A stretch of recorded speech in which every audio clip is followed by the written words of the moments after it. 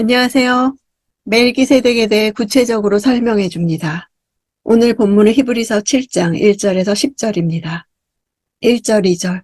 이 멜기세덱은 살렘 왕으로 지극히 높으신 하나님의 제사장입니다. 그는 왕들을 이기고 돌아오는 아브라함을 만나 축복했습니다. 아브라함은 모든 것의 10분의 1을 그에게 주었습니다. 그의 이름의 뜻은 첫째로 의의 왕이고 다음으로 살렘 왕, 곧 평화의 왕입니다. 멜기세덱은 실제이신 그리스도의 모형입니다.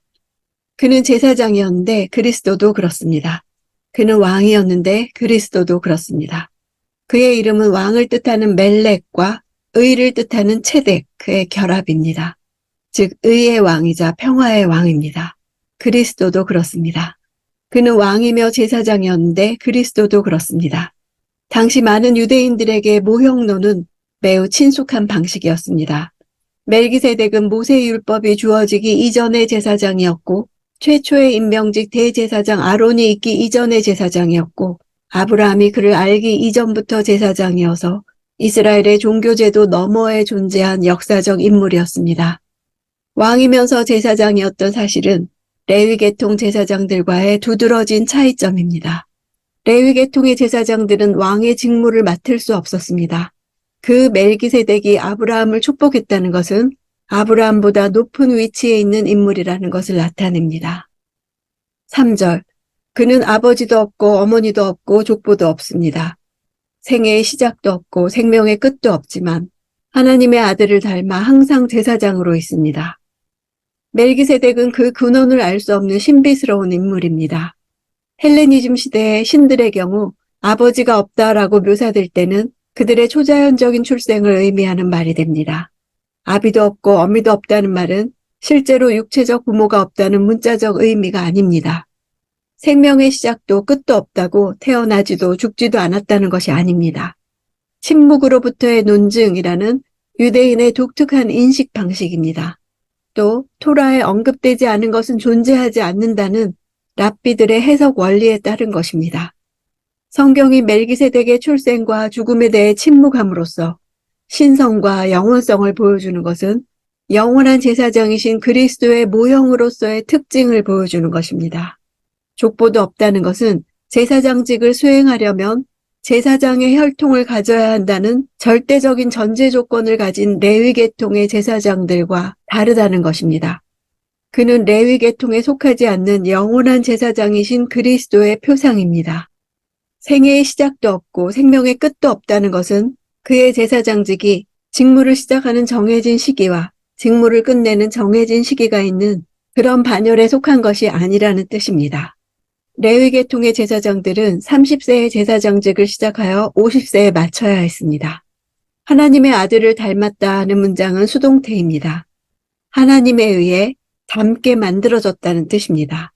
하나님께서 멜기세덱을 아들의 제사장직을 위한 모형으로 닮게 만드셨다는 뜻입니다.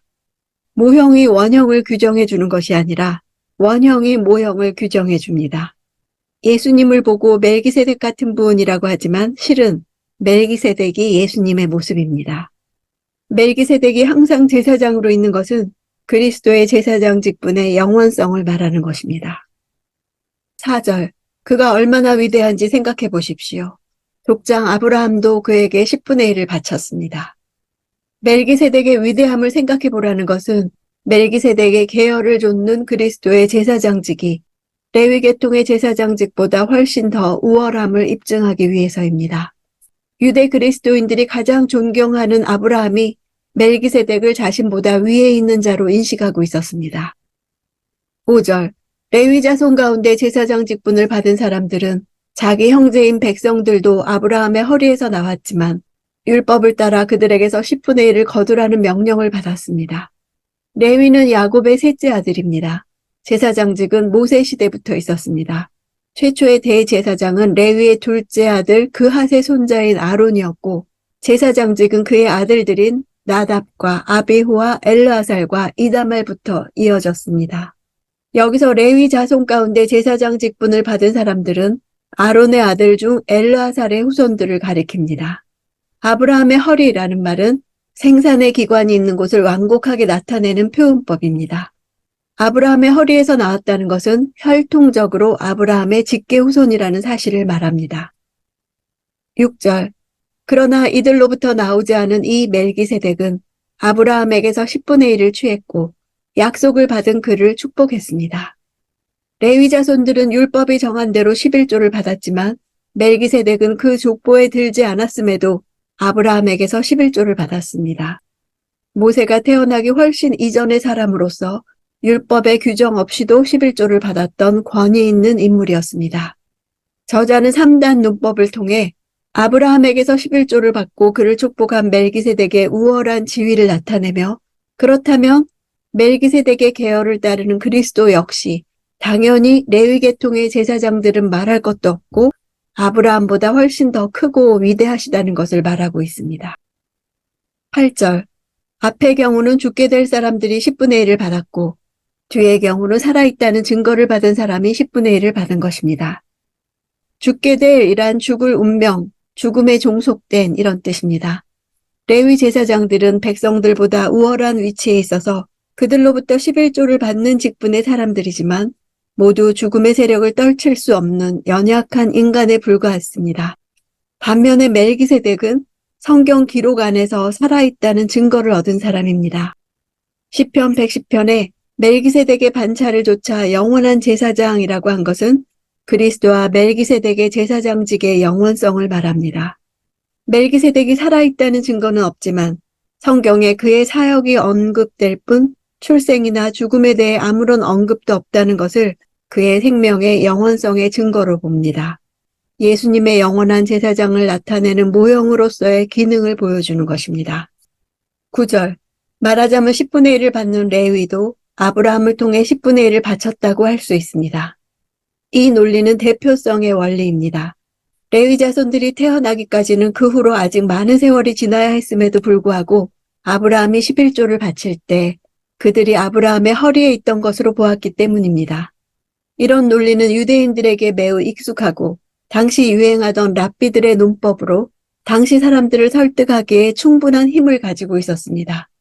조상과 자손 사이의 연합적 일체감의 논증을 통해 저자가 내린 결론은 멜기세덱이 레위 제사장들보다 우월하고 이는 곧 멜기세덱의 계열을 따른 그리스도의 제사장직이 레위보다 비교도 할 수 없을 정도로 뛰어나다는 것입니다.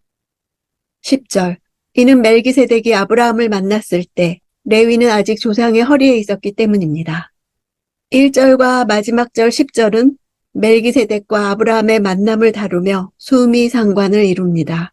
1절부터 10절의 내용이 멜기세덱이 아브라함을 만난 사건의 의의를 설명한다는 것입니다. 3단 논법을 사용해서 아브라함이 멜기세덱에게 11조를 바친 것은 멜기세덱이 아브라함보다 우월함을 보여준다. 그것은 곧 레위 제사장보다 멜기세덱이 우월하다는 사실을 나타낸다. 고로 멜기세덱의 계열을 따른 그리스도께서 레위 제사장보다 우월한 제사장이라는 것입니다. 우리에게는 이것이 당연한 진리인 것 같지만 이런 논증법은 당시 유대인들에게 이렇게 논증함으로써 그리스도의 제사장 직분이 레위 계통 제사장 직분과 비교했을 때 얼마나 더 우월한 것인지를 바로 이해하게 했을 것입니다. 만났을 때라는 만나다는 동사는 마중했다는 뜻입니다. 역사적 사건에 기초한 것을 나타냅니다. 멜기세덱과 아브라함의 만남은 어쩌다 만난 우연한 것이 아니었고 아브라함이 그돌라오멜에 속한 연합군을 물리치고 빼앗긴 물품들과 사로잡혀간 사람들을 되찾아올 때 그 전쟁과 상관도 없는 멜기세덱이 굳이 나가서 아브라함을 마중하고 축복할 이유가 없었습니다. 그가 갑작스럽게 역사의 무대에 잠깐 등장했다가 사라진 신비의 인물이라는 사실과 더불어 그 만남에 특별한 의미가 있다는 것을 암시합니다. 구약 성경에는 예수님을 미리 보여주는 인물들이 있습니다. 그중 한 사람이 멜기세덱입니다. 이 정도로 멜기세덱에 대해 이해해도 좋습니다. 하나님이 창세기에 시편에 짧게 멜기세덱을 등장시키신 것은 장차 오실 예수님에 대해 미리 깔아놓으신 영화의 복선 같은 것이었습니다. 레위 자손의 제사를 아쉬워하는 히브리 그리스도인들에게 멜기세덱이 예수님의 모형이었다는 사실을 알려줍니다. 히브리서를 들으며 자신들이 모형을 붙들고 있으면서 실체를 이해하지 못했다는 것과 다시 모형을 붙들려고 하는 것이 잘못됐다는 것을 알게 되었을 것입니다. 멜기세덱을 설명하면서 유대인들의 제사장 제도나 제사 제도가 본래부터 무엇을 지향해 왔는지 이해하라고 합니다. 그래서 예수가 오셔서 십자가에 죽으심으로 제사 제도들이 폐하여졌음을 말합니다. 우리에게도 실체를 위한 하나님의 복선이 있습니다. 이 가정을 만나게, 이 공동체를 만나게, 이 직장을 만나게 하신 모든 일들은 예수가 오게 하시려는 일들이었습니다. 영원 전부터 하나님은 이미 계획하셨던 것입니다. 내 모든 일들은 그리스도 안에서 하나님 뜻대로 완성될 것을 믿습니다.